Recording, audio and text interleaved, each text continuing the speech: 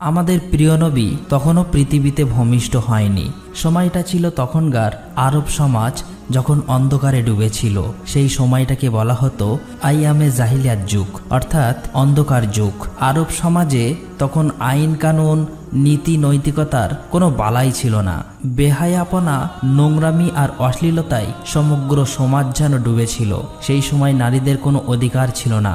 নারীদের উপর চলতো নানান অত্যাচার ও নির্যাতন। এমনকি অনেক সময় কন্যা সন্তানদের জীবিত কবর দেওয়া হতো। এতে মানুষের মনে বিন্দুমাত্র মায়া, মমতা, ভালোবাসা ছিল না। নারীদেরকে সেই সময় ভোগের পণ্য মনে করা হতো। এমনকি বাজারে নারী পুরুষের দাসদাসী হিসাবে বেচাকেনা করার রীতি ছিল। সেই সময় বিভিন্ন প্রান্ত থেকে মুসলিমরা মক্কায় কাবা তোয়াফ করার জন্য আসলেও কাবাঘরের ভিতরে ছিল ৩৬০টি মূর্তি। কারণ মক্কায় তখন মুসলিমদের পাশাপাশি খ্রিস্টান, ইহুদি সহ বিভিন্ন গোত্রের মানুষ ব্যবসার জন্য স্থায়ী বা অস্থায়ীভাবে বসবাস করত, যাদের মধ্যে কাফের ও মুশরিকদের সংখ্যা অনেক বেশি হওয়ায় তাদের দাপট ছিল অনেক বেশি।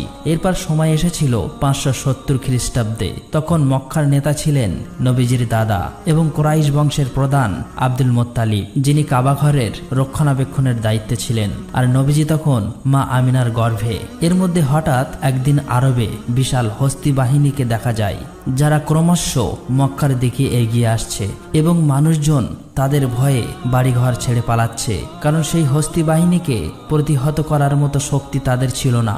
এমনকি ততক্ষণে সেই হস্তি বাহিনী মক্কার অনেকেরই ধরে নির্যাতন করতে শুরু করেছে এবং নবীজির দাদা আব্দুল মুত্তালিবের ২০০ উট সহ মক্কাবাসীর সমস্ত উট কেড়ে নিয়েছে, যাতে তারা তাদের সাথে লড়াই করতে না পারে। ঠিক তখনই দেখা যায় নবীজির চাচা আবু তালেব এসে আব্দুল মুত্তালিবকে মক্কার পরিস্থিতি সম্পর্কে জানায় এবং বলে, বাবা, আমরা ওই হস্তি বাহিনীর সাথে বিবাদ করে পারবো না, বরং আমরা আত্মসমর্পণ করি। আব্দুল মুত্তালিব তখন তার ছেলে আবু তালেবকে নিয়ে রওনা হয় হস্তি বাহিনীর প্রধানের সাথে দেখা করতে। আর এই হস্তি বাহিনীর প্রধান হলেন মক্কার পার্শ্ববর্তী এলাকা ইয়ামেনের শাসক আব্রাহা। তার ছিল অনেক ক্ষমতা ও শক্তির অধিকারী। মূলত আরব সমাজ যখন অন্ধকারে ডুবে থাকলেও সমগ্র পৃথিবীর বেশিরভাগ মানুষ জেনে গিয়েছিল যে ইসলাম ধর্ম হলো পৃথিবীর শ্রেষ্ঠ ধর্ম, সত্য ধর্ম এবং শান্তির ধর্ম। তাই বিভিন্ন প্রান্তের মানুষেরা তখন ইসলাম গ্রহণ করছিল এবং দলে দলে হজ করার জন্য মক্কায় আসত।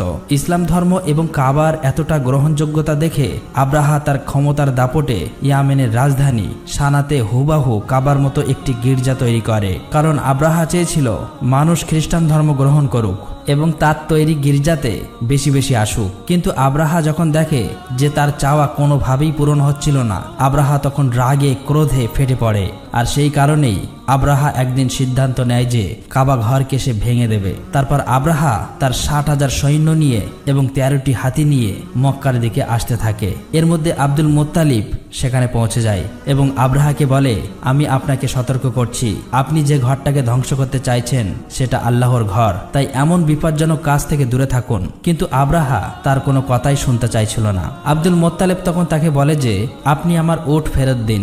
এই কথা শুনে আব্রাহা বেশ অবাক হয়ে যায় এবং বলে যে, আমি আপনাদের প্রিয় উপাসনালয় ধ্বংস করে দিচ্ছি, যেখানে আপনাদের বাবা দাদারাও ইবাদত করে এসেছিল।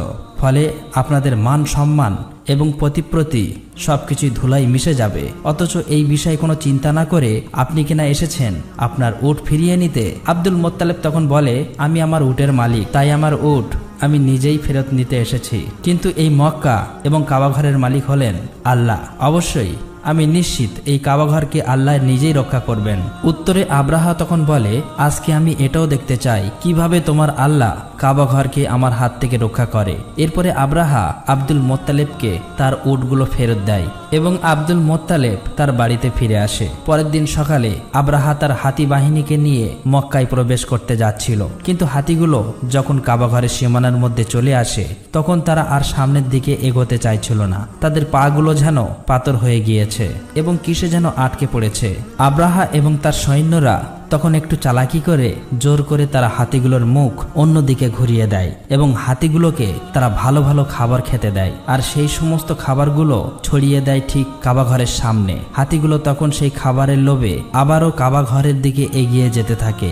এদিকে আব্দুল মোত্তালেব অনেক চিন্তিত হয়ে পড়ে। ভারাক্রান্ত মন নিয়ে আব্দুল মোত্তালেব কাবা ঘরের সামনে চলে আসে। কাবা ঘরের দরজায় একটি শিকল ছিল। আব্দুল মোত্তালেব সেই শিকলটিকে শক্ত করে চেপে ধরে আর কাবা ঘরের দরজার উপর মাথা রাখে। এরপর মহান আল্লাহ তাআলার কাছে দোয়া করে বলে, হে আল্লাহ, এই ঘর তোমার আর এই ঘরকে রক্ষা করার দায়িত্ব তোমার। আমরা তো শুধুমাত্র তোমার গোলাম, তোমারই বান্দা। আমাদের পক্ষে আর কিছুই করার সম্ভব হচ্ছে না। এখন এই ঘরকে তুমি রক্ষা করো। কথাগুলো বলতে বলতে তার চোখ দিয়ে অশ্রু গড়িয়ে পড়ছিল। কিন্তু ঠিক তখনই আকাশ থেকে আব্দুল মোত্তালেব একটা আওয়াজ শুনতে পায়। তাই সে ধীরে ধীরে সামনের দিকে এগিয়ে আসে। ঠিক তখনই তিনি দেখতে পায় আকাশ থেকে শত শত আবাবিল পাখি ধেয়ে আসছে মক্কার দিকে। আব্দুল মোত্তালেব এক দৃষ্টিতে পাখিগুলোর দিকে তাকিয়েছিল আর মনে মনে ভাবছিল, এটাই হয়তো আল্লাহর কাছ থেকে প্রেরিত রহমত, যেটা আজ কাবা ঘরকে রক্ষা করবে। তা না হলে এত আবাবিল পাখি কেন এখানে আসছে? আবার প্রতিটি পাখির কাছে 3টি করে পাথর ছিল। একটি পাথর ছিল তাদের মুখে আর বাকি 2টি পাথর ছিল তাদের পায়ে। মোত্তালিব দেখতে পায় সমস্ত আবাবিল পাখি কাবা শরীফ ঘিরে ফেলেছে, এমনকি তারা সেখানে কাবা শরীফ তওয়াফ করছে। তখন তিনি বুঝে যায় যে পৃথিবীর কোনো শক্তি আজ কাবা শরীফকে ধ্বংস করতে পারবে না। এরপর সমস্ত আবাবিল পাখি ছুটে চলে যায় আব্রাহার হস্তি বাহিনী এবং সৈন্যর দিকে। আব্রাহার সৈন্য বাহিনীরা আবাবিল পাখিগুলি দেখে অনেক ভয় পেয়ে যায়। তারা তখন সেখান থেকে পালিয়ে যাবার চেষ্টা করে, কিন্তু ততক্ষণে সমস্ত আবাবিল পাখি তাদের সঙ্গে থাকা পাথরগুলো আব্রাহার হস্তি বাহিনী এবং সৈন্যদের উপর পাথরগুলো বৃষ্টির মতো ফেলতে থাকে। ফলে দেখা যায় প্রতিটি পাথর সৈন্যদের শরীর ভেদ করে ঢুকে যাচ্ছে। এতে মুহূর্তের মধ্যে সকল সৈন্যরা মারা যায়, এমনকি আব্রাহা এখানেই মারা গিয়েছিল। আল্লাহ তাআলা এই কাফেরদেরকে ধ্বংস করে দেয়। মহান আল্লাহ রাব্বুল আলামিনের কুদরতের মাধ্যমে এই ছোট ছোট পাথর দিয়ে ধ্বংস হয়েছিল 60,000 সৈন্য এবং 13টি হাতি। এমনকি এই ঘটনার বর্ণনা দেওয়া হয়েছে পবিত্র কোরআনে সূরা আল ফিলে, যেখানে বলা হয়েছে, তুমি কি দেখোনি তোমার প্রতিপালক কাবাঘর ধ্বংস করতে আসা হস্তি বাহিনীর সাথে কিরূপ আচরণ করেছিল? তিনি কি তাদের চক্রান্ত নাশাত করে দেননি? তিনি তাদের বিরুদ্ধে পাঠিয়েছিলেন ঝাঁকে ঝাঁকে আবাবিল পাখি। তারা ওই হস্তি বাহিনীর উপর ছোট্ট ছোট্ট পাথর নিক্ষেপ করেছিল। অতঃপর ওই হস্তি বাহিনী পরিণত হয়েছিল ভক্ষিত ভূষির ন্যায়। আর এভাবেই ওই দিন কাবাঘর রক্ষা করেছিল মহান আল্লাহ তাআলা। এই ঘটনার পর প্রায় 2 মাস কেটে যায়। এরপর আমরা একটি রাতের ঘটনা দেখতে পাই। মক্কাবাসীরা সেদিন নিজ নিজ কাজে ব্যস্ত ছিল। নবীজির দাদা আব্দুল মোত্তালিব সেদিন রাত্রে কাবা শরীফের ছাদের উপর দাঁড়িয়েছিল। হঠাৎ করে সেদিন আকাশে তিনি প্রজ্বলিত আলো দেখতে পায়, যেটা আরব থেকে পূর্ব অঞ্চল সহ সমগ্র বিশ্ব ছড়িয়ে পড়ে। আলোটিকে দেখে আব্দুল মোত্তালিব অনেক অবাক হয়ে যায়। এরপর তিনি দৌড়ে নিচে চলে আসে। এখানে তিনি দেখেন যে কাবা শরীফের ভিতরে বিভিন্ন পূজারীদের রাখা 360টি যে মূর্তি ছিল সেগুলি সব আপনা আপনি ভেঙে পড়ছে।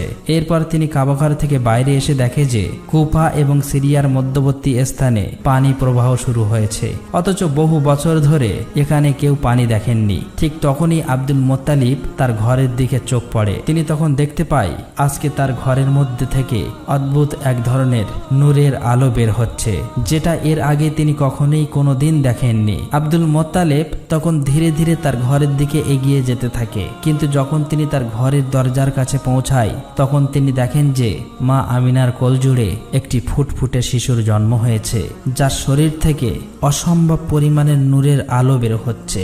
এটা দেখে আব্দুল মোত্তালিবের চোখ দিয়ে পানি চলে আসে, কারণ সেই সময়ে আরবের অন্ধকার সমাজে প্রদীপের আলো হয়ে আসেন প্রিয় নবী হযরত মুহাম্মদ সাল্লাল্লাহু আলাইহি ওয়াসাল্লাম। পরের দিন আব্দুল মোত্তালিব তার নাতির আকিকার জন্য উট জবাই করে গরিব দুঃখী মানুষদেরকে খাওয়ায়। সেখানে তাকে সাহায্য করছিল তার ছেলে আবু তালেব। তখন সেখানে আবু তালেবের বড় ভাই অর্থাৎ নবীজির চাচা আবু লাহাব আসেন, তবে গরিবদের সাথে একসাথে বসে খেতে হবে বলে বাড়ির দরজা থেকে চলে যান। আসলে আসলেই আবুল আহাব অনেক অহংকারী লোক ছিলেন। অন্যদিকে মা আমিনার বুকে দুধ ছিল না, তাই শিশু নবী মুহাম্মদ সাল্লাল্লাহু আলাইহি ওয়াসাল্লামকে দুধ খাওয়ানোর জন্য একজন মহিলাকে ডাকা হয়। সে ছিল আবুল আহাবের স্ত্রীর দাসী। তাই আবুল আহাব ঘরে ফেরার পর তার স্ত্রী তার সাথে অনেক রাগারাগি করে, কেন তার দাসীকে এই কাজের জন্য নেওয়া হলো। আসলেই আবুল আহাবের স্ত্রীও অহংকারী ছিল। অন্যদিকে দেখা যায় ইহুদিরা একসাথে বসে কথা বলছিল। তারা বুঝতে পেরেছে কোনো এক বিশেষ শিশুর জন্ম হয়েছে, কারণ এই ব্যাপারেও তাদের ধর্মগ্রন্থে স্পষ্টভাবে উল্লেখ ছিল।